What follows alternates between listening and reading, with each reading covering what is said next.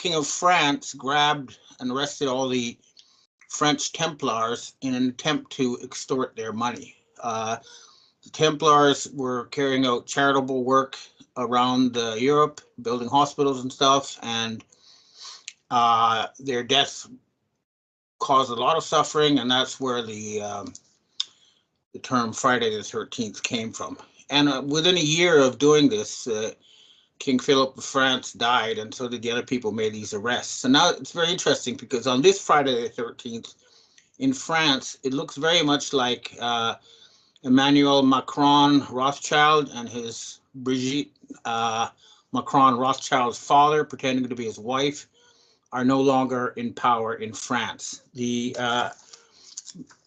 Prime Minister Barnier seems to be the front for a group of French patriots who are trying to do something about the crisis in that country. There's also a big move in Europe and Germany, which has shut all the borders to stop the flow of illegal immigrants. And this is in conjunction with Hungary and basically the old Austro-Hungarian Empire, Czechia and Slovakia and Hungary and all those countries, and are all shutting their borders. And it looks like France too, there's something happening. So there's been a big change in Europe. And the other thing we can report is Ukrainian politicians are now openly admitting that the majority of Ukrainian troops have fled. So that war is basically over, and so big things are happening. Now, of course, the other thing, people were all watching this so-called Kamala Harris-Donald Trump debate. And I asked agency White Hats about this, and this is their analysis. First of all, it's been widely reported that Harris has been told what to say through an earphone, and they said that there's signs that it was a silicone mask actor, and the Trump who appeared was the actor, who's been standing in for the White Hats, but the parts where he was saying inconvenient stuff was edited out, and he was replaced by computer graphics. So what this shows is that the United States is still under the control of, the dark hat, at least if they can still stage an event like this and 67 million people watch. So I would say that's how many Kool-Aid drinkers there are left in the United States. But we had a face-to-face meeting with U.S. military and agency White Hats, and something is going to happen. Now, I can't really talk about it. It's just like, for example, before D-Day, you don't want the Germans to know about D-Day. It's something like that. There's things that we don't want to give the dark hats a heads up on what's going to happen. But there are hints of things that point to something very big. First of all, there was a huge blackout in the Seattle area. Now that's where Microsoft and their whole computer complex is headquartered. So something happened there. There was also an earthquake directly under the Getty Museum in Los Angeles, and that's long been talked about as a major center for child trafficking, with major tunnels and a huge adrenochrome facility there. So something happened there. But I wonder about this Getty Museum, because it's almost like we're stuck in some kind of repetitive loop, because I've heard this news before. And it's like either there's it happens and then a different timeline comes in and it reemerges, or they're just repeating the fake news. I'm not sure about that one, but that's something to keep an eye on. In any case, what you can also predict is that if the dark hats control groups like of paid mobsters, like Black Lives Matter, whose leadership is not black, by the way, and you can expect that they're going to try to orchestrate all sorts of mayhem. And it's a good idea to keep your bathtub full of water, so that if there's some kind of shutdown, you can use buckets of bath water to flush your toilet, and also have a week's worth of food that doesn't require cooking, because something is going to happen. Now, I don't, and the one deadline, of course, is again the U.S. September 31st deadline or 30th deadline for payments is coming up, and again they're having this government shutdown show, so that's something to watch out for. There's the big BRICS meeting in late October. That's also going to be a key event because that's going to decide the future of the dollar. And this week there was a BRICS military meeting. Now I'm understanding there's a global military alliance being built that would include North Korea, Russia, China, Iran, Saudi Arabia, India, etc. So basically, most of the non-European world military is going to form some sort of alliance, and we will have to strike a deal with them in the West or be completely isolated from the world. And that will happen. The White Hats are on the case. Now, a couple more things. Let me just check my notes to make sure I'm not missing anything.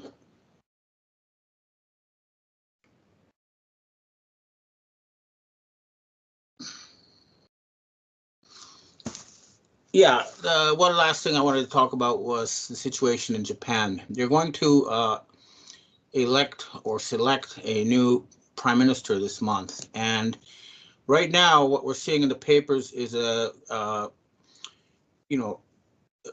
fake show run by the Council on Foreign Relations, and this is the same people who control Keir Starmer in the UK and Anthony Blinken, and these are the people who are talking about sending missiles deep into Russia and stuff. Fortunately, the military has said no, and they're not going to do it. And here in Japan, though, this government, they're saying that a guy called Shinjiro Koizumi is a leading candidate. Well, Shinjiro Koizumi wrote an essay with Michael Greenberg of the CSIS saying that the Japanese should obey Jews. And that's something that no would-be prime minister should ever be saying. And of course, he's not even talking about Jews. He's talking about Satanists. But this is the kind of group, and they're having a rice shortage here in Japan, which is engineered.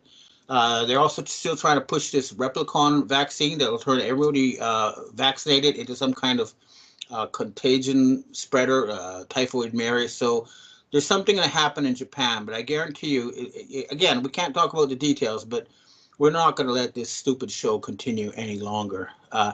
So there's a lot happening, and it's not going to disappoint. I won't give you an exact timeline. I don't have one, but certainly there's going to be a lot happening between now and late October as these things come to a head. But rest assured, the White Hats are winning. And the other thing I can tell you is that certain bloodlines are being completely wiped out. These aren't the ones you see in public, but they're very important, and there is still serious fighting going on behind the scenes. But I remain optimistic, but at the same time, I'm not going to be naive and predict that there'll be a total White Hat victory until it actually happens. But we're definitely on the offensive, and lots is happening. I hope you'll see this for yourself in many ways in the coming days that cannot be denied. Okay, well, that's what I have to say for myself today. Now I'd like to answer questions from readers and viewers. Hi, Ben. We have our first question for today. It says, I wanted to run a theory by you regarding the Japanese yen. As you know, the Western financial markets are underpinned by the yen carry trade. In July, the yen banknotes got upgraded security features and are now scanner readable. You once mentioned that the yen was worth $2 long ago.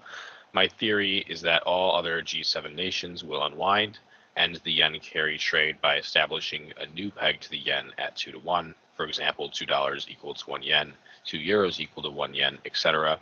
Current money supply of Japan is 1.3 quadrillion yen. The total value of global derivatives market is at least 2.4 quadrillion in US dollars, so 2 derivatives dollars per 1 yen. This new peg to the yen will back the global derivatives market using the yen supply. Backing of the yen with Yamashita's gold will be part of this. The yen will be the global reserve currency, at least initially. The other G7 nations will get truckloads of scanner-readable yen sent to their central banks. Once there, the new yen banknotes will be scanned into a ledger to verify their holdings. What are your thoughts on this?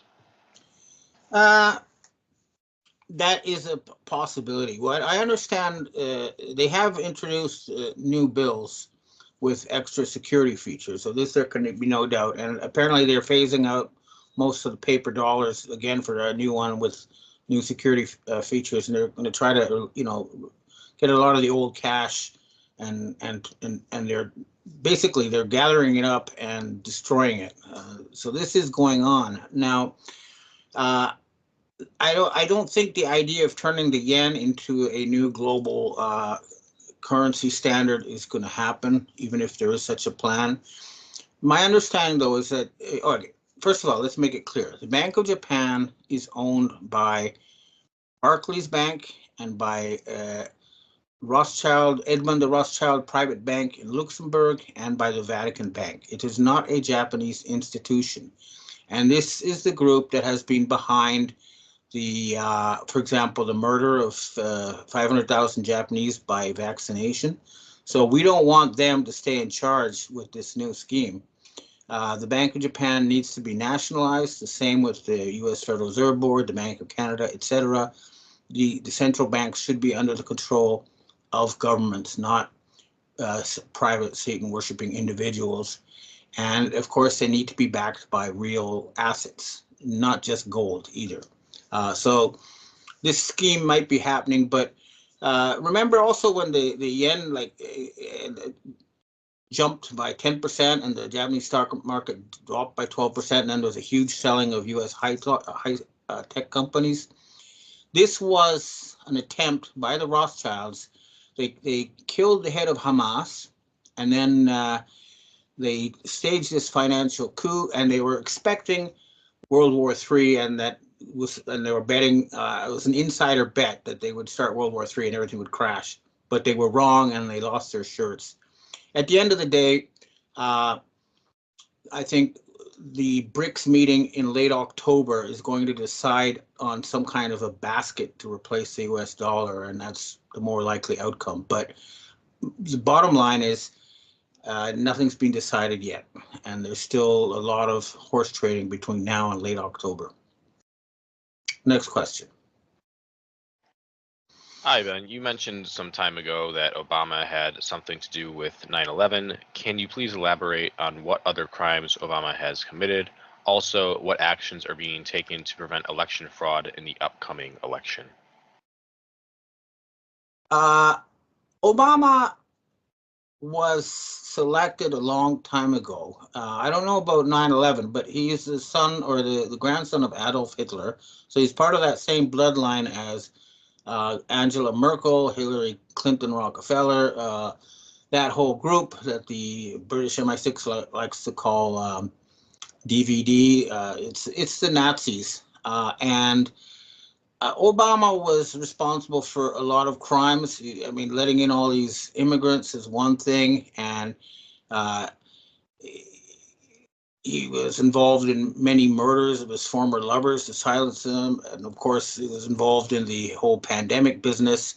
But 911, as far as I know, was not an Obama operation. That was more the Gnostic Illuminati laid a trap for the bloodlines by saying, let's do this 911, and then they deliberately sabotage it to wake people up. So that was a plan set in motion by Bobby Fischer, the former chess champion, and supported by people like Dick Cheney. Obama was not a central figure in that.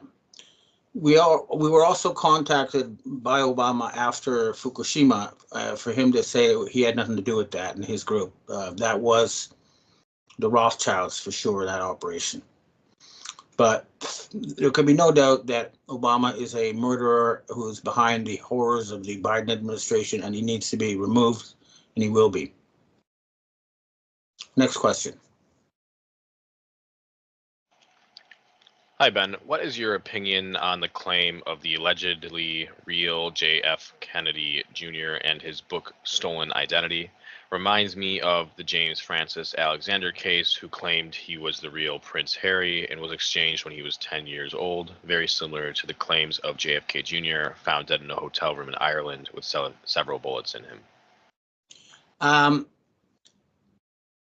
I have not seen proof that JFK Jr. is alive. I know that he's used as some kind of psyops, but if he was alive, he should be appearing in public in a very visible way that cannot be denied by anybody. I don't see that. So right now, as far as I'm concerned, they're using the name as some kind of hopium psyops. And I would pay more attention to Robert F. Kennedy Jr., who I keep mistakenly calling JFK Jr. I apologize for that. But he is real and he's out there and you can confirm that. I don't see that sort of evidence for JFK Jr. Next question. Hi, Ben. Says, I too know Dick Cheney from actually growing up in Wyoming. My stepfather even helped initiate Cheney into local Masonic group there in Casper. The old Cheney Ranch was across the road from the Garrett Ranch, part of our extended family run by my Uncle Pete and Aunt Ethel. Can you explain if he's been in touch with you and is such a, quote, good guy, why is he supporting cackling Kamala? I used to like old Dick as well, but I am older and wiser now than when I was 14 and worked to get him elected to Congress. I still have the old Cheney for Congress bumper sticker and buttons from that campaign, as well as my letter from Dick when I was selected for Wyoming Girls State in '81. They may be useful one day for target practice. Okay, I was contacted by Dick Cheney shortly after the Asian secret societies offered me protection. And for years, he provided me with, and via me, the public, with valuable information. For example, he told us that David Ben-Gurion ordered the assassination of John F. Kennedy. He also told us that Donald Rumsfeld had sold nuclear technology and nuclear missiles to North Korea. And I think that he was trying to do the right thing and he was a patriot based on my contacts with him over the years. However, he died in 2021 of a heart attack, a natural heart attack. And my agency sources tell me that the Dick Cheney who appeared to endorse Kamala Harris was a computer graphic fake. I know that he's a controversial figure, and I think that he did a lot of evil things, but towards the end of his life, I believe he was trying to do what he felt best for the United States as a patriot. Next question. Hi, Ben. We have our last question for today. It's great to hear that New York governor has called in the military to restore order in the city. However, that does not compute with continued killing of children via vaccine. So which is it? Is the New York governor still killing citizens or is he saving them?